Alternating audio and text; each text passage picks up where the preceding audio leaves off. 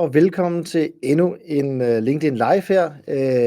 Mit navn er Christoffer, og i dag skal vi tale om whistleblowing. Vi skal prøve at bygge et kunderejsemap for en service whistleblowing, som Cookie Information laver.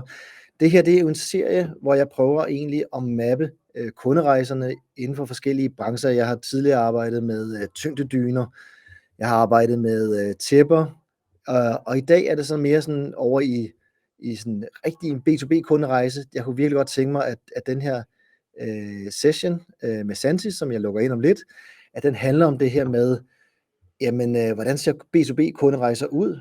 Hvad er det for en rolle, som Google spiller i den her? Og hvordan kan vi ved hjælp af Google-data gå ind og lære mere om brugeradfærden? Og det kan jo sagtens være, at det er for at bygge mere i forhold til ens Google performance, men det kan også sagtens være, at det handler om egentlig at få noget brugerdata ind, så vi kan forstå mere omkring brugeren, så vi egentlig kan ramme dem med det rigtige budskab og det rigtige tidspunkt på de forskellige kanaler. Men lad mig her lukke Santi ind. Hej Santi. Hej Christoffer, og tak fordi jeg må lege med i dag. Jamen tak for det. Det er fornøjelsen helt på min side. Vi har jo også en fortid sammen fra tidligere. Det har vi. Ja. Det har vi. Så det foregår altid inde i centrum af København, når det er med dig at gøre. Det er sådan fornemmer, det er der, hvor du huserer. Ja. Vi skal ikke bevæge os for langt væk. Nej, det er sådan 100 meter fra Kongens Nytorv, ikke? Så og vi skal helst være i SAS-branchen også. Ja, det skal vi. Jeg ved ikke, jeg tænker, Santi, det kunne være meget fedt, hvis du lige gav sådan en indflyvning til dig selv. Ganske kort om, hvem du er, og hvad du sidder og arbejder med. Ja, jamen jeg hedder som sagt Santi, og jeg sidder som Head of Marketing hos Cookie Information, som de fleste kender som dem med cookie-banneret og dem, der har styr på samtykkeløsninger. Jeg kunne ikke lade være med lige at kigge på de tilmeldte til dagens webinar. Og der er et par håndfulde af vores kunder imellem, så det er jeg selvfølgelig rigtig, rigtig glad for. Så jeg kan se, at I også er kunder, Christoffer. Fedt, jamen selvfølgelig. Jeg ved, jeg har taget screenshot med jeres banner til lidt senere. Men jeg har været her lidt over 1,5 år, og det er virkelig, virkelig gået stærkt. Det har været en rigtig, rigtig, rigtig spændende og eksponentiel vækstrejse. Da jeg startede i januar sidste år, så var vi et par 20. Nu er vi 70 medarbejdere på 1,5 år, og vi er egentlig gået fra kun at have et produkt til at have en produktportefølje, hvor vi nu tilbyder 5 produkter alt i alt. Og måske hvis jeg lige hurtigt skal nævne dem, så vi har vores cookie banner, men så har vi også en løsning til samtykker i apps. Så har vi en løsning til typisk lidt større virksomheder, som kan identificere og håndtere virksomhedens persondata og personoplysninger. Mm-hmm. Vi har en Data Subject Request løsning, når du måske som forbruger henvender dig til en virksomhed og siger, hey, jeg vil godt vide, hvilke informationer I har om mig. Mm-hmm. Så kan man sige, jamen det er da ikke så svært at finde ud af. Jo, det kan være relativt komplekst, specielt hvis det nu har du et billede af mig. Fordi hvordan finder man lige ud af, om man har et billede af en given person. Og så vores sidste nye produkt, det er en whistleblowing løsning, som vi er meget stolte af, som er rigtig, rigtig ny. Så det er også derfor, at jeg var sådan lidt, da du sagde, Christoffer, jamen skal vi snakke om whistleblowing-produktet i dag? Så siger jeg, jamen det kan vi godt, men det er nyt, så vi har ikke så meget data omkring det, så mange erfaringer med det. Ja, og det er jo også, jeg tænker også bare, at jeg har længe bare haft lyst til at få dig i studiet, Santi, og så tænker jeg, okay, nu har jeg fået dig i studiet, og så hvad går I arbejder med i øjeblikket? Whistleblowing, lad os tale om det. Og det er jo egentlig også bare jeg tænker egentlig bare, at det her, det er jo sådan en intro til egentlig at vise jer derude kunderejsemapping-metoden. Nogle gange, og hver eneste kunderejse er jo forskellig, og det er den jo også for whistleblowing. Og så jeg er egentlig ikke sådan, jeg synes bare, at det er spændende at dykke ned i nye forretningsområder. Så jeg tænker også bare, at det er det, vi gør i dag, simpelthen. Santi, jeg har sådan et lille dæk her med, som jeg lige vil dele. Og egentlig i det kan vi egentlig måske lige give sådan en indflyvning til whistleblowing. Og Jeg tænker bare lige allerførst her, hvis der er nogen, der gerne vil have slides for i dag, der er både Sandys slides omkring whistleblowing-produktet, og så er der også med hensyn til, hvordan man bygger sådan et kunderejsemap, så kan I gå ind på Inbound CPH's hjemmeside her og hente slidesene efterfølgende. Så, men Sandy, jeg tænker, du har lige de her 3 hurtige om cookie-information. Nu har du har nævnt lige hurtigt benævnt, jeg ved ikke, om vi lige skal hoppe videre bare til... Ja, det kan vi godt. Jeg vil jo meget gerne lige fortælle lidt om baggrunden for, hvorfor er det egentlig, vi har lavet det her whistleblowing-produkt. Ja, meget gerne. Uden at det bliver alt for tungt, rent juridisk. Tilbage i 2019, hvis du skifter slide, Christoffer, tilbage i 2019, så vedtog EU whistleblowing-direktivet, som er til for at beskytte whistleblower, men også den person, der vil blive indberettet omkring, og de personer, der kunne være nævnt, og så skal der også sikres en god proces for, hvordan man behandler indberetningen. Så det her direktiv, det blev så vedtaget i 2019 i EU, og i 2021, december, der vedtog man i Danmark, at der skulle alle virksomheder med mere end 250 ansatte, så overholde den her lovgivning her.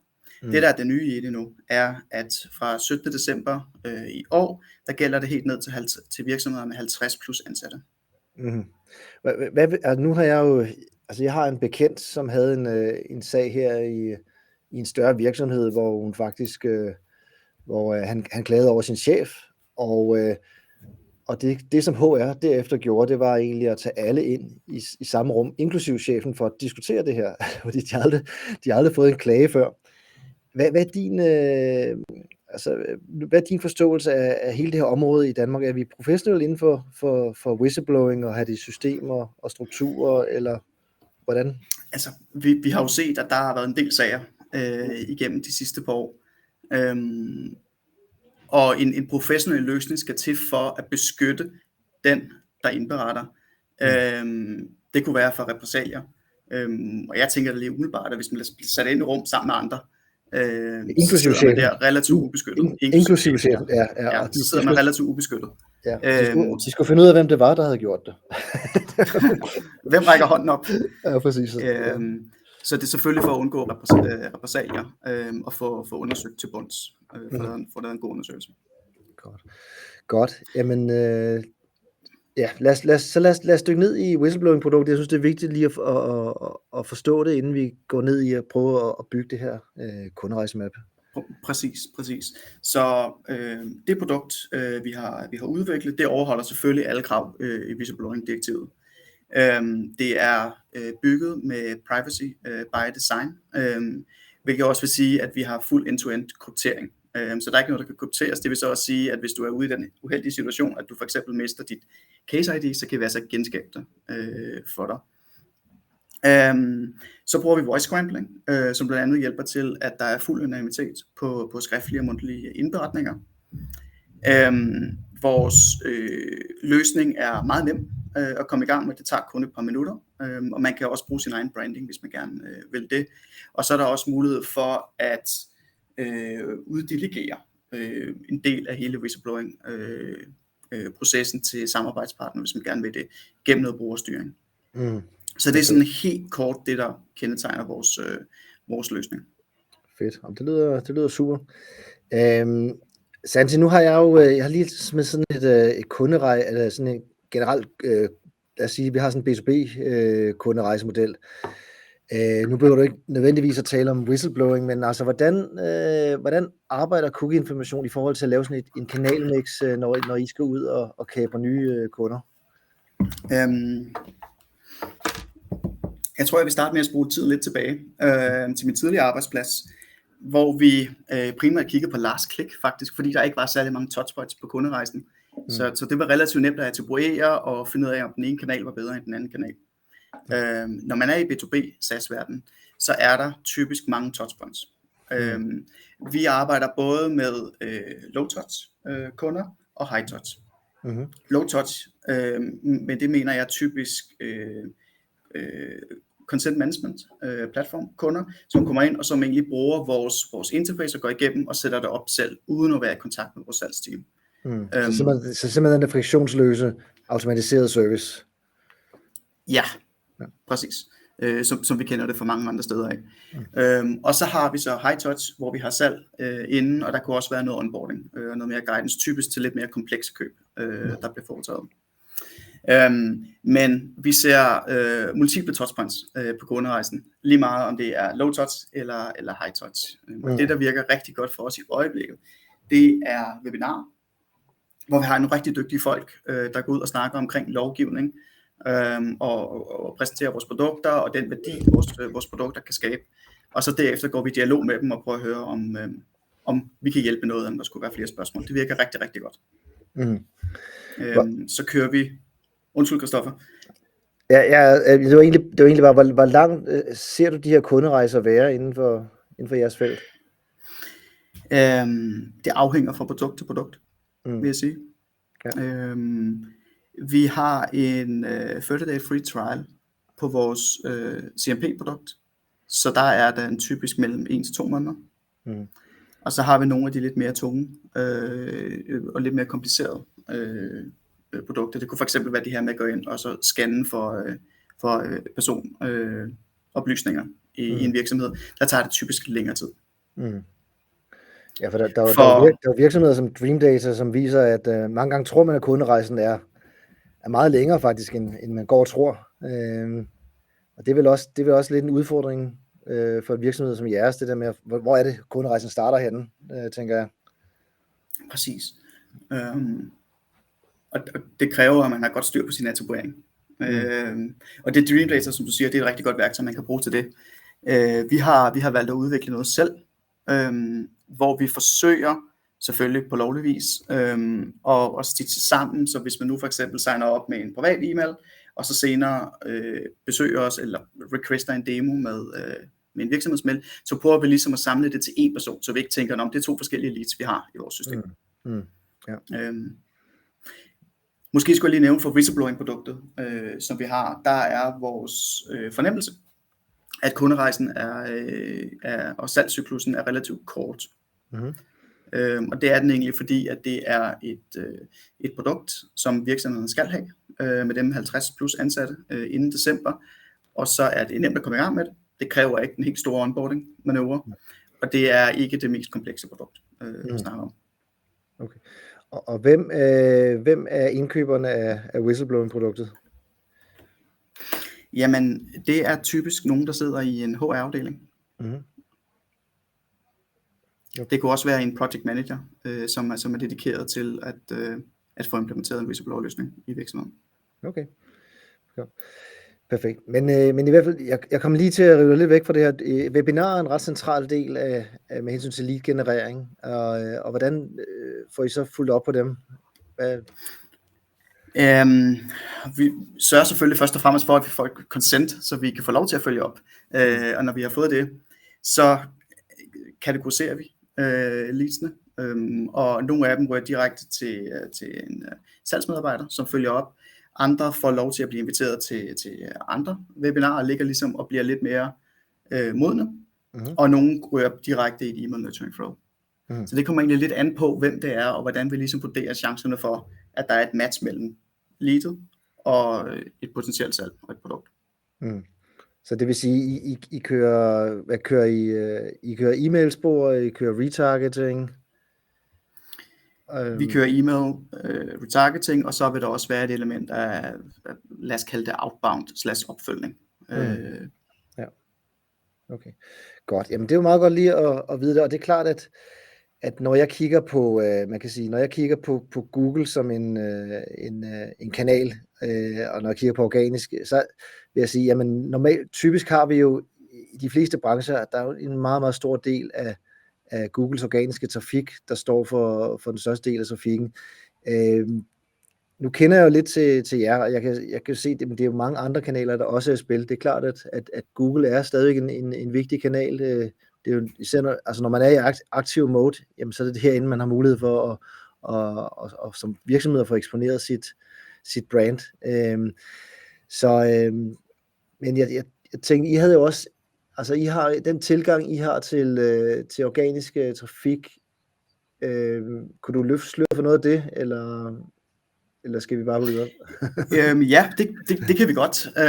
Og der kan jeg nok godt være bundærlig og sige, at vi har ikke brugt særlig meget tid på at udarbejde content.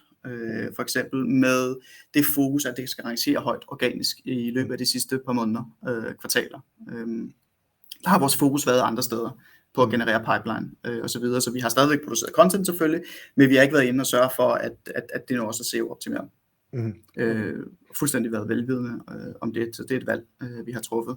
Det vil også sige, at det er relativt begrænset, hvor meget content, der er blevet produceret til whistleblowing for nu. Yes, jamen lad os kigge på det. Jeg har det her, jeg ved ikke om du har set den her før, Santi, men det er jo vores kunderejsemodel, og det jeg gør er egentlig at tage en specifik kunderejse for et område. I dag er det så whistleblowing, og egentlig prøve at gå ind og ved hjælp af de her 3 cirkler, grøn, gul og rød, så har jeg mulighed for at gå ind og nævne, jamen, hvordan ranker I i dag? Hvis man ligger i top 3, så er man i grøn. Hvis man stadig ligger på side 1, så er man gul, og hvis man er rød, så er man lige begyndt på SEO og har et content gap. Og det er sådan en ret god model til egentlig at prøve at visualisere ens performance, og hvad er det, man skal gå ud og arbejde med. Normalt så sidder jeg på 2 skærme, så jeg kan sidde også og bygge de her maps samtidig. Men jeg tænkte egentlig, i dag var det noget med, jeg vil meget hellere prøve at tale B2B-kunderejse, og egentlig mere kigge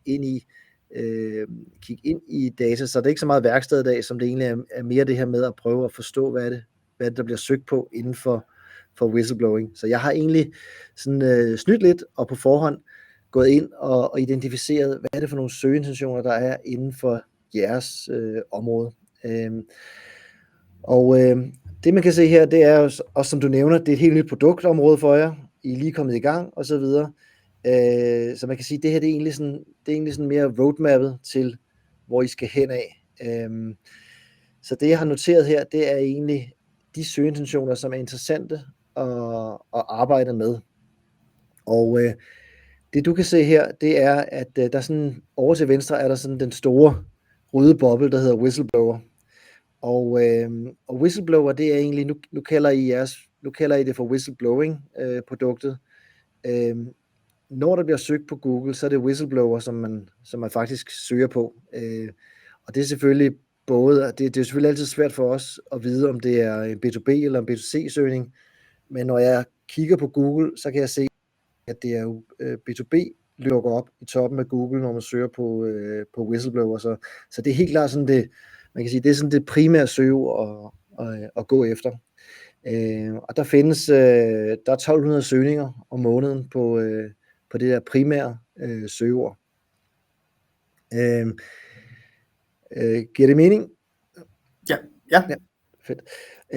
Og så er der selvfølgelig nogle, man kan sige, der er nogle spørgsmål til, hvad er en whistleblower og betydning whistleblower, altså en definitionssøgning. Jeg tænker ikke, at det er så interessant, men det er klart, hvis man vil gerne vil eje hele kunderejsen, så kunne det selvfølgelig godt være, at man byggede en side omkring, hvor man lavede en definition af, hvad er en whistleblower. Til højre for det store søgeord, der er de her forskellige, hvad kan man sige, mere lange longtail-søgninger, altså hvor det bliver mere specifikt, og hvor det bliver mere konkret i forhold til, at man kommer tættere på det her med at lede efter en løsning. Så for eksempel sådan noget som, jamen, der er nogen, der søger på Whistleblower Danmark, Whistleblower Dansk, altså det faktisk søger på løsninger i Danmark. Hvis man kigger ind på Google, der er juridiske søgninger. Det ved jeg jo fra jeg tidligere arbejdede med cookie-information, at jura er en ret stor del af hele det her søgeunivers generelt. Så sådan noget som whistleblower-direktiv og whistleblower-lovgivning er også rimelig store søgeområder. Og så er der derefter er der så mere de her løsningssøgeord som whistleblower-ordning, whistleblower-software, whistleblower-system. Og det er også klart, at jo længere man kommer, jo mere at I kommer ind på, at I gør gør jer kendt omkring whistleblowing, jamen det vil også betyde, at på et tidspunkt vil der også dukke mere branded søgninger op omkring, altså whistleblowing, cookie-information og så videre. Så det er klart, at det her map her, det man kan sige, det er sådan et øjebliksbillede lige nu. Og det er klart, at hvis man ser over til højre, den her streg her, det er egentlig, når I først får flere kunder ind på whistleblowing, så vil de også stille forskellige spørgsmål. Og mange gange går man egentlig på Google for at søge på et spørgsmål omkring den løsning, man har, eller i forbindelse med den løsning, man har, et typisk spørgsmål. Og der er det klart, det giver det også rigtig god mening at være til stede. Man ved jo, at brandloyalitet er et sindssygt vigtig faktor i den forbindelse. Så Santi, hvad tænker du umiddelbart, når du ser sådan et map her? Giver det god mening i forhold til, hvad du ved om brugerne i dag? Jamen, jeg synes, at det giver rigtig god mening. Og det er også dejligt at blive udfordret at have nogen, der siger, hey Santi, prøv at høre, det kunne være, at I lige skulle kigge i retning af lidt mere organisk content. Så det er egentlig på mere smøre ærmerne op, vil jeg sige. Ja, altså som jeg kan se det her udefra, så I har selvfølgelig nogle sider allerede omkring whistleblowing i forbindelse med product launch, men jeg vil helt klart sige, at der er selvfølgelig en primær side, som den I har i dag omkring whistleblowing-løsningen, det er også den, hvor whistleblower skal rank på, og det er også der, hvor sådan noget som software-system og ordning skal rank på. I har sikkert noget nyheder omkring direktivet, lovgivningen. Det kan være, altså typisk når man har nyheder, så kan de jo godt ret hurtigt blive gamle og måske blive fjernet. Men det kunne give ret god mening at lave en permanent side omkring det her direktiv, hvis I ikke allerede har det. Og så vil jeg faktisk også lave en side omkring den generelle definition af, hvad er en whistleblower. Det kunne sagtens være en start på en kunderejse, når man søger på den type søgninger. Så det er egentlig sådan, man kan sige, det er sådan udgangspunktet, men jeg tænkte også, vi talte jo om her inden vores snak her, så talte vi havde lige en lille check-in, hvor vi jo faktisk talte omkring det her, hvad er det, der leder op til, at man søger på sådan et produkt her? For der er jo en masse livssituationer, hvor netop, at det er klart, at HR kan få en eller anden sag ind, og tænker, vi skal have styr på det her, nu ved jeg godt, at det er ret presserende at få en whistleblower-ordning, fordi der er nogle regulativer omkring det, men der er vel også nogle naturlige årsager i virksomheden, der opstår, hvor man tænker, vi skal have mere styr på det her, på det her område her. Ja, altså jeg tror, det er vigtigt først og fremmest at sige, at det kan jo både være indberetninger, der kommer internt fra og eksternt fra. Hvorimod hvis vi tager den klassiske julefrokost og så videre, det er sådan den man altid refererer tilbage til. Men det kunne også være en type adfærd, som man ikke føler man ligesom, at der ikke skal være på en arbejdsplads, og som man gerne vil indberette. Så er der også nogle af de, altså der er jo selvfølgelig ikke noget af det her, der er så sjovt at snakke om, men det kunne også være, der kunne være noget økonomisk, for eksempel, måske indberettet eksternt fra. Så der er en del use cases for det her, og igen, det vigtige her er jo, at man har et sted, hvor whistlebloweren kan gå hen, og whistlebloweren skal vide, hvor man kan gå hen og være fuld anonym, hvis det er det, man gerne vil. Ja, for det var ret sjovt at nævne det, for jeg savnede faktisk noget data omkring det her med, at der er jo ret mange, der klager over deres chef, for eksempel, og har måske brug for et sted at fortælle om det. Så for eksempel her er noget søgeordsdata, som jo sagtens kunne lede til whistleblowing. Og for eksempel min chef kører psykisk på mig, min chef er psykopat, min chef ignorerer mig, og så videre. Min chef tæller ned til mig. Det kunne sagtens være noget, der ledte hen til den her type løsning.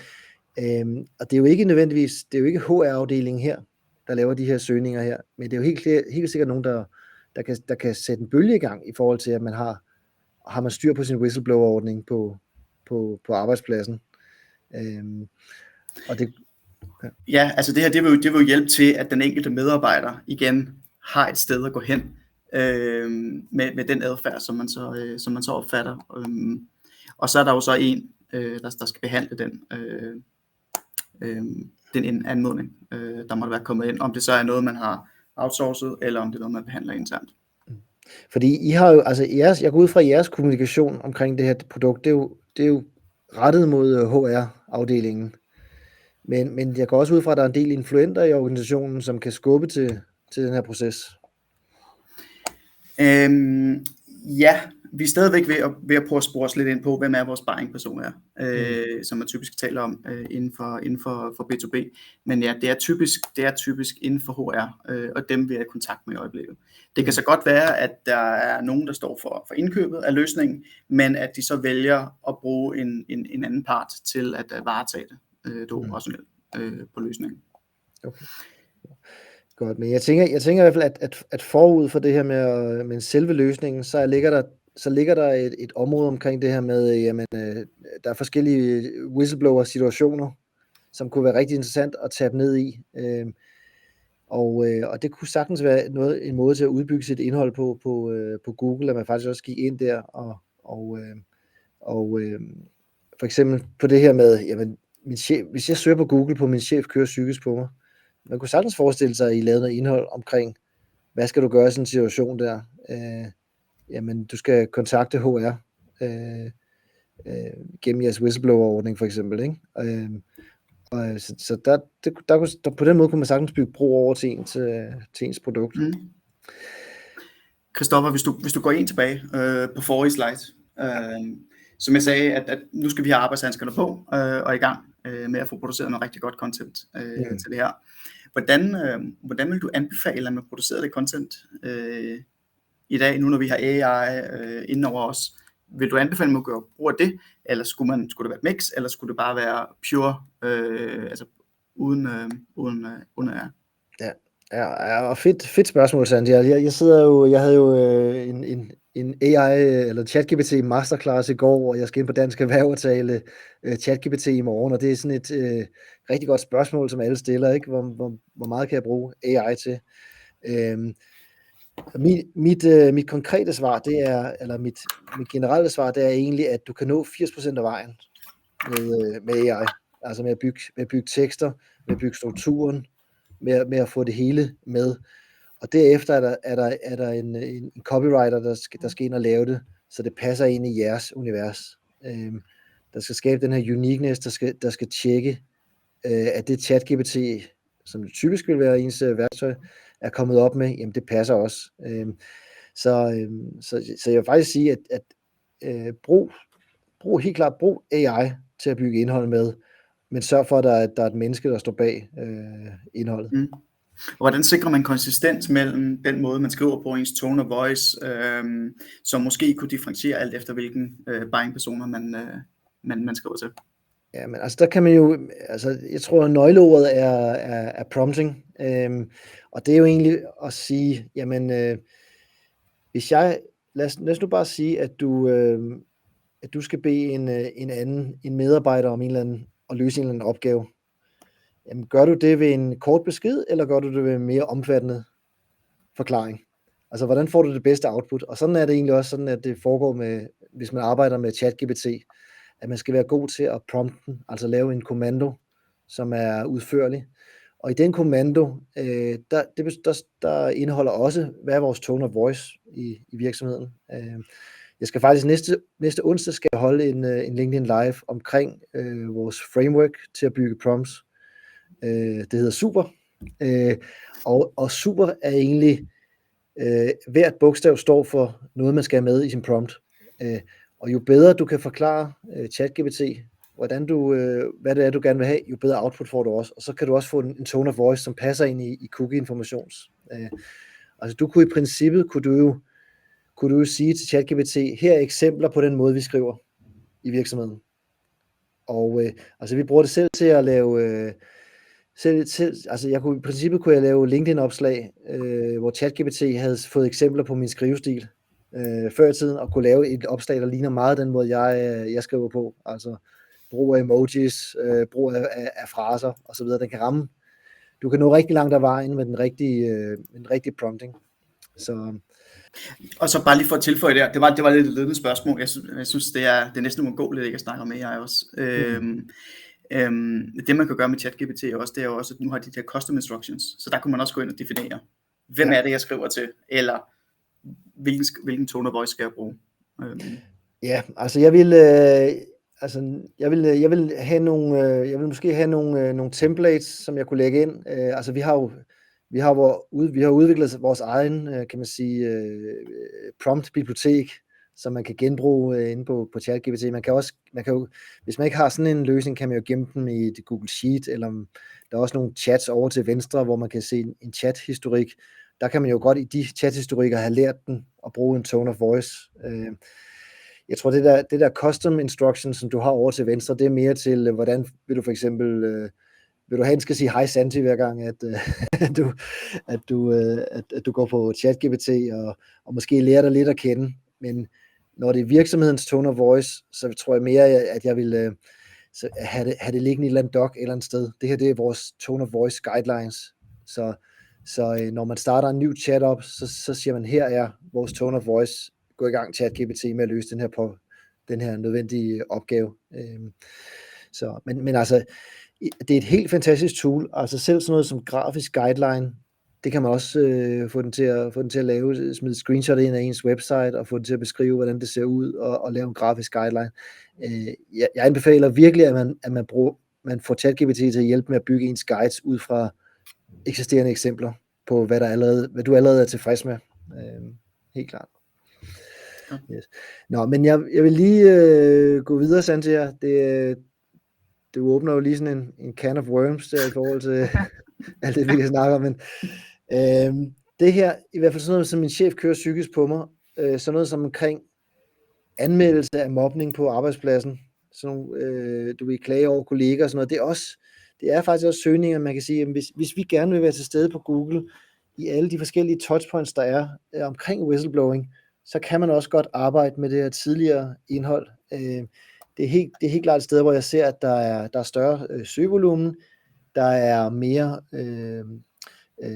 mere behov for uddannelse omkring, hvad er det for en løsning, vi skal ud i markedet og have. Og igen, det er jo også indhold, som man kan bruge på andre kanaler. Kan man køre et eller andet e-mailspor eller andet, jamen så er det også noget, hvor vi faktisk kan genbruge materiale. Så jeg vil helt klart kigge ned i det her område også, og se om der er et eller andet, som man skulle bygge indhold til. Det her, det er egentlig bare sådan et eksempel på, hvordan man kan mappe content. Nu sagde du, hvad er det for noget, nu nævnte jeg lige, hvad er det for noget sider, man skal bygge. Det er normalt, vi gør, når vi bygger sådan et kunderejsemap her. Så går vi også ind bagefter og lægger ind i, hvad er det så for nogle sider, man skal udvikle. Og nogle sider har man i forvejen. I har den her generelle whistleblowing-siden, den skal egentlig mere optimeres mod whistleblower og whistleblower-systemer og whistleblower-software osv. Og så har I så muligheden for at bygge nogle guides op, dem der kommer før, man taler om whistleblower-ordningen, og selvfølgelig også de her guides omkring definition af whistleblower og diverse regulativer omkring det, hvis man gerne vil læse op på det, inden man går i løsningsmode. Giver det mening? Det giver så meget mening, Christoffer. Jeg var nede så sent som i morges, lige snakke med en fra mit team omkring, det kunne være, at vi skulle lave nogle SEO-dage, hvor vi kører nogle SEO-sprints og får produceret noget content. Så vi skal i gang. Ja. Jamen, det lyder helt fedt. Altså man kan sige, at i jeres branche, der er helt klart nogle andre kanaler, der også virkelig er i spil, og det er jo også dem, vi bruger til fulde. Altså sådan noget som webinarer, jamen det fungerer jo super godt. Men det er klart, at det er selvfølgelig ærgerligt, at hvis I har preppet jeres leads, og de endelig går på Google for at søge efter en whistleblower-ordning, så skal man selvfølgelig også være til stede der. Det er klart. Og især også, hvis man måske allerede for en måned siden havde været inde og søge på sådan noget som, hvad gør jeg, hvis min chef klager? At der så også har ligget en eller anden guide fra cookie-information omkring det. Jamen det er også en måde til lige at indprinte sit brand hos en kommende prospect. Så det er klart, at jeg tror egentlig ikke, der er så mange, der er ikke så meget, I behøver at udvikle for egentlig også at gå ind og afdække det vigtigste inden for whistleblowing. Christoffer, kunne du måske snakke lidt omkring værdien af de organiske kliks, B2C versus B2B? Mere omkring konverteringsrater. Altså det jeg tænker, det er, at det typisk er mere specialiseret. Så der er større chance for, at der er et intent, og for at man udfylder eller foretager sig en konvertering, når det er en relativt specifik B2B-søgning. Hvorimod B2C kan være relativt flyvsk, og det kan være, at man ikke lige har intentet. Det kan være, at man er nysgerrig. Ja, altså jeg vil også sige, at B2B leads kan også være relativt flyvske. Altså folk, der udfylder en kontaktformular, og så bagefter ikke kan vende tilbage. Det er jo også altså det er jo, men altså man kan jo sige, B2C-søgninger, meget kortere kunderejser, hurtigere beslutninger og så videre, og hårdere KPI'er.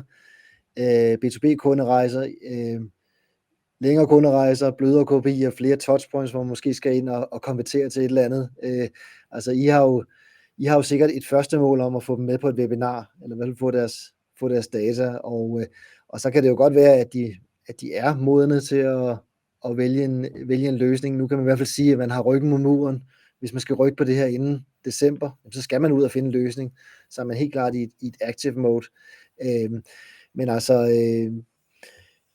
B2B-kunderejser, det er jo blødere KPI'er, der kan sige, man går efter de her mikrokonverteringer hen imod at man måske skal have dem på en outbound, at man skal tale med dem via telefonen og så videre. Og det er egentlig sådan man kan sige den store forskel, at der er nok på et tidspunkt i konverteringen er der nok en menneskelig intervention. Jeg tror, at jeg læste en statistik, Santi, omkring, at 53% af B2B-virksomheder, de var rigtig glade for deres friktionsløse kundeflow, og det var kun 15% af kunderne, der mente det. Så der er jo også der er et gap imellem, hvad vi tror, hvor langt vi kan få dem ned i funnelen, i forhold til, hvor langt de er villige til at gå, før vi egentlig skal gå ind og egentlig give dem et kald. Så det er i hvert fald jeg tænker, jeg vil ikke besvare det, de spørgsmål. Ja, det synes jeg. Altså, jeg synes, det er interessant. Jeg kunne måske også omformulere og sagt, jamen, hvornår vil du anbefale, at man som B2B SaaS virksomhed skulle begynde at fokusere på SEO, hvis man nu havde valgt med nogle betalte aktiviteter? Jamen, altså med hensyn til SEO, for eksempel, så vil jeg rigtig gerne have, at man kører noget Google Ads først, til at bekræfte, at du egentlig har blueprint for, at det kan konvertere organisk. Så jeg vil først køre Google Ads, og så vil jeg se, hvis det konverterer, og så vil jeg selvfølgelig begynde at bygge min organiske pipeline op. Og så er der jo også,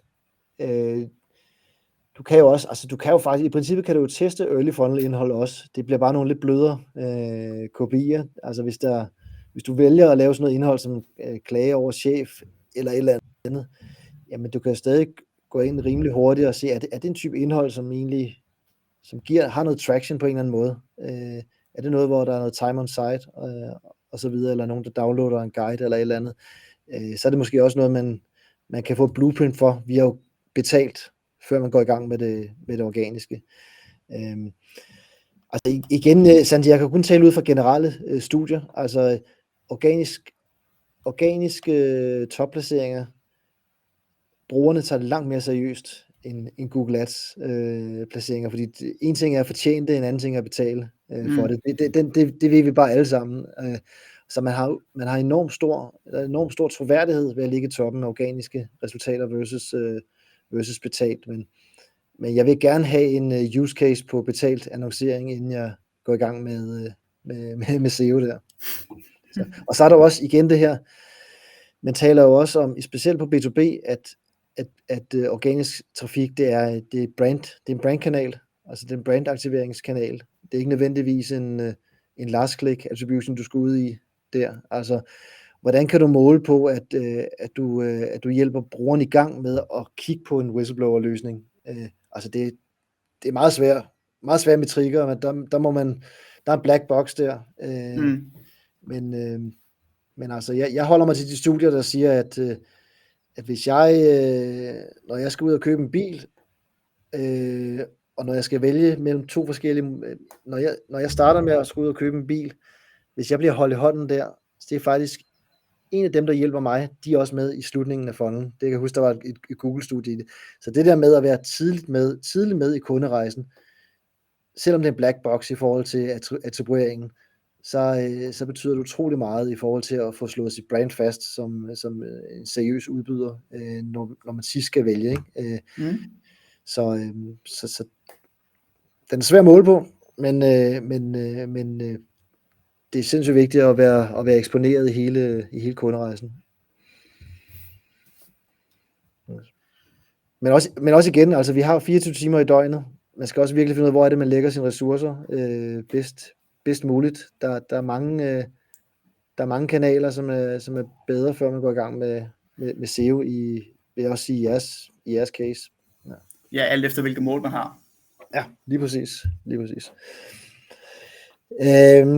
Sandy, jeg skal lige se, om vi har, jeg tænker, vi havde lige sådan en, hvis det nu folk gerne vil have sådan en, er interesseret i nu at komme videre med det, en whistleblower-ordning,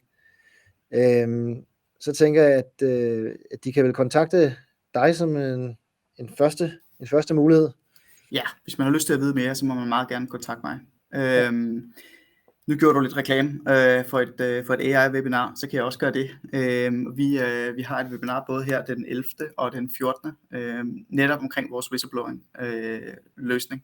Så det vil jeg helt klart anbefale at gå ind og se.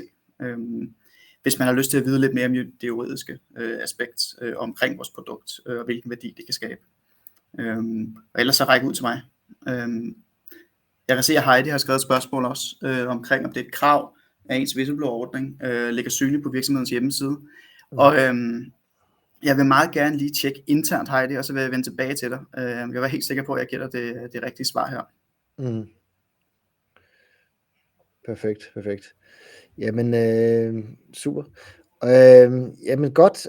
Jeg har også egentlig bare lige lidt næste uge der. Jeg var lige at nævne det der. Så bygger jeg ChatGPT Superprompts herinde på LinkedIn, så hvis man er til det, så er det bare med at tjekke ind her på kanalen om en uges tid. Det kan jo være sådan, at du er med næste gang. Ja. Det er jeg nok. Superprompts. Fedt. Ved du hvad, Sandy, jeg synes, det har været super hyggeligt. Det var godt at se dig igen. Det var en fornøjelse. Det må vi gentage på et tidspunkt. Jeg følger i hvert fald med, hvad der sker på whistleblower-siden her. Og op til december tænker jeg, at der har I rimelig travlt. Ja, det har vi. Men det har virksomheden også. Ja, perfekt. Det er godt. Super. Jamen tak for alle jer, der lyttede med i dag. Og Sandy, du kan lige hænge på efter. Men ellers så lukker jeg lige ned for resten. Så have en fantastisk dag alle sammen. Hej hej. Tak for i dag.